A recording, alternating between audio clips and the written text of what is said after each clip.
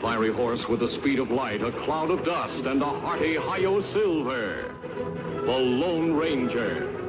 Hello again. I'm not an outlaw. I come to you as a man on the side of justice. And I come today to discuss the Lone Ranger in art. And I'll be looking at a lot of the old comics, vintage comics.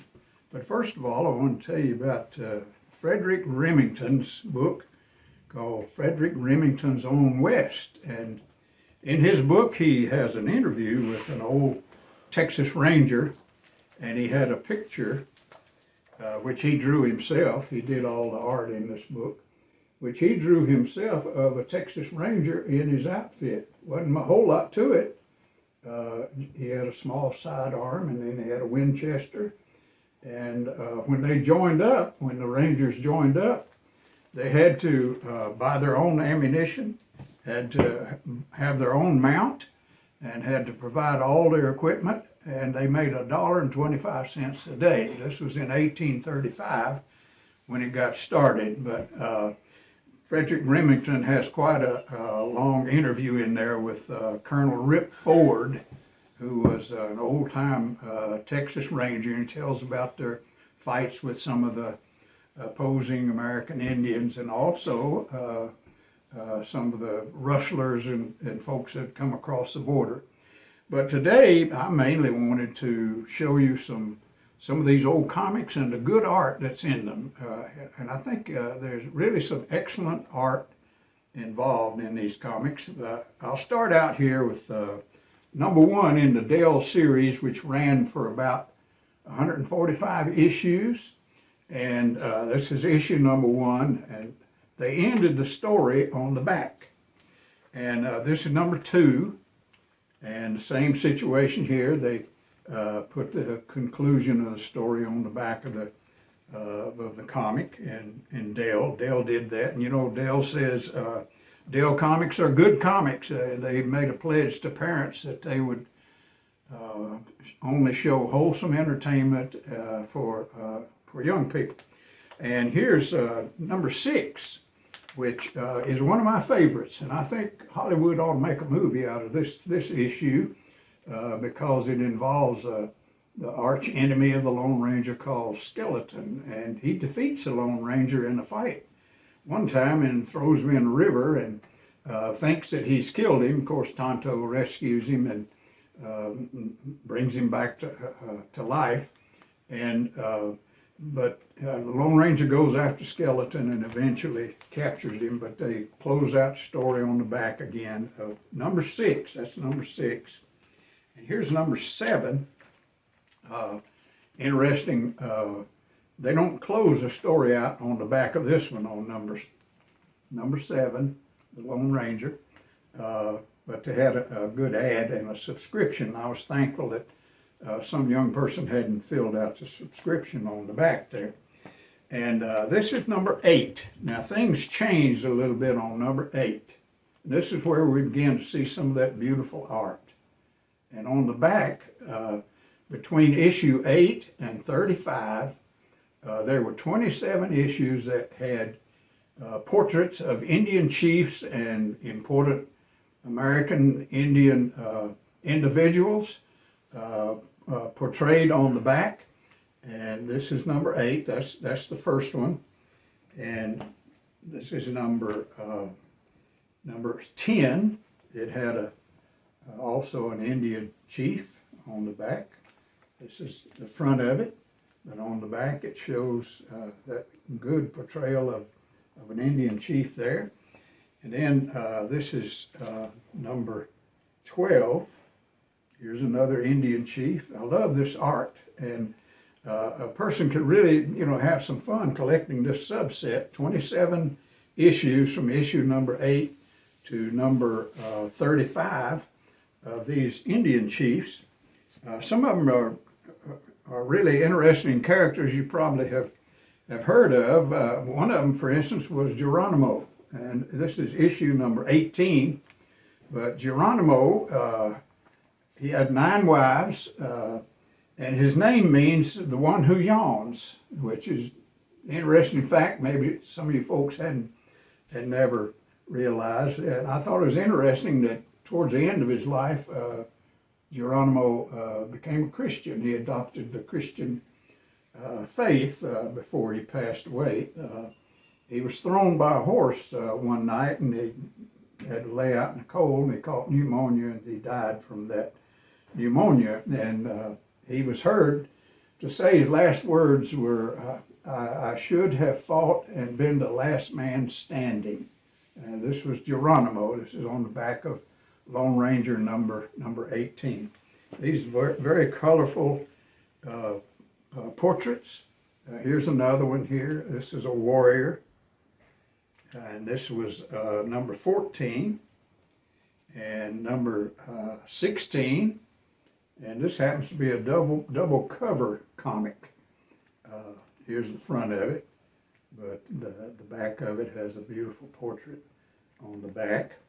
And here's number 17. Very colorful with the yellow headdress and the feathers and everything, very nicely done.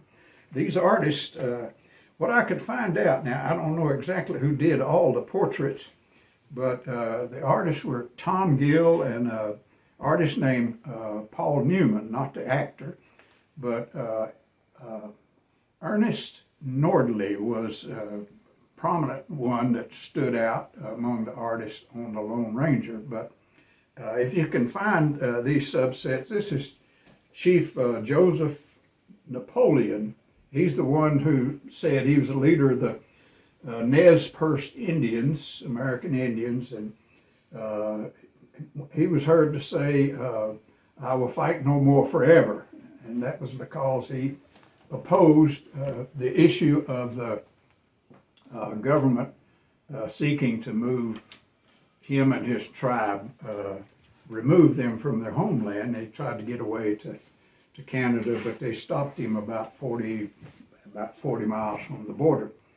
But this was Chief Joseph Napoleon, very famous American Indian, well-known fighter also. This is number 20, also an Indian warrior. And here's the front cover. And here's number 22, warrior number 2. I thought that was, it's kind of dark looking portrait. Here's the front of the issue. And then number 23. And this is about a giant Blackfoot American Indian who he accidentally shot a steer. He thought the steer was his, and he's going to eat it. But the law chased him down, and some Mounties, Royal Mounties, surrounded him, and he killed one of the Mounties, but they finally killed him with cannon fire. This is in issue number 23. They also tell the origin of Lone Ranger in this issue of number 23.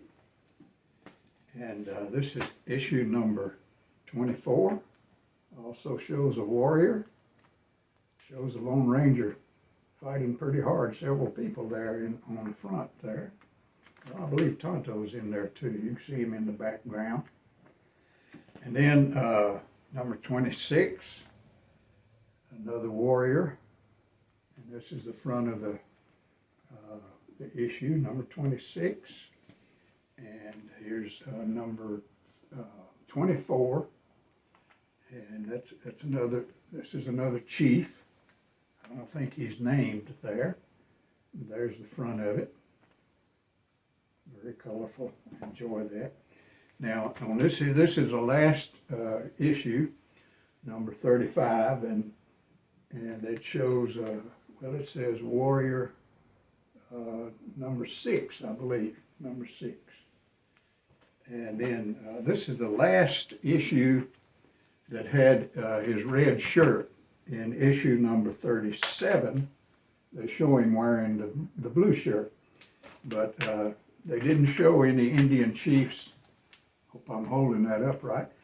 On the back, they showed some pronghorn sheep. No, foghorn deer, excuse me, on the back there. And this is the one where he begins to wear the blue outfit. And there are the sheep. Had the wrong issue there. Now, Dell did a great job, I think, with those 145 issues, but that subset of 27 painted back covers of the Indian chiefs, I think, is very interesting, very historical, in my opinion. And a lot of times on the Lone Ranger comics, on the inside cover and the back inside cover, they'd show history, or they would show or tell some interesting things about the cowboys and some of the equipment they used, and something about the horses. The Dynamite Company, I think it's based in Canada, did about 25 issues of the Lone Ranger. And I thought one of their issues, just solid black cover with a silver bullet at the bottom. I think this was issue number 25. It was the last one in the Dynamite series. And this was the first one. This was the number one in their series. And also Topps did a series of 4 comics. And in this series, they have a story where Tonto and the Lone Ranger break up, and they have a quarrel about something. But Topps took a little different slant on things about the relationship. And this is number 3 on the back, but all 4 issues are in this particular pack that I have. There are also about 33 issues of Silver, and the title of it was The Lone Ranger's Famous Horse, Silver. So there's a lot to collect there in some of these old comics, and we're trying to create a little interest in some of these, and maybe bring back some of these old values. In our next episode, we want to talk about The Mask Comes Off, and we'll tell you a little bit more about some of the ones who played the Lone Ranger. And when Tonto, in the fictionalized story of Lone Ranger, Tonto, when he found the Lone Ranger, he was the only one left alive, and so he said to the Lone Ranger, "You are the Lone Ranger."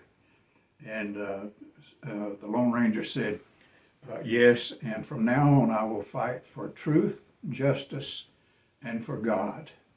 And the good book tells us about that. It says those who follow the path of the just will be on a shining path of light that shines more and more until the perfect day.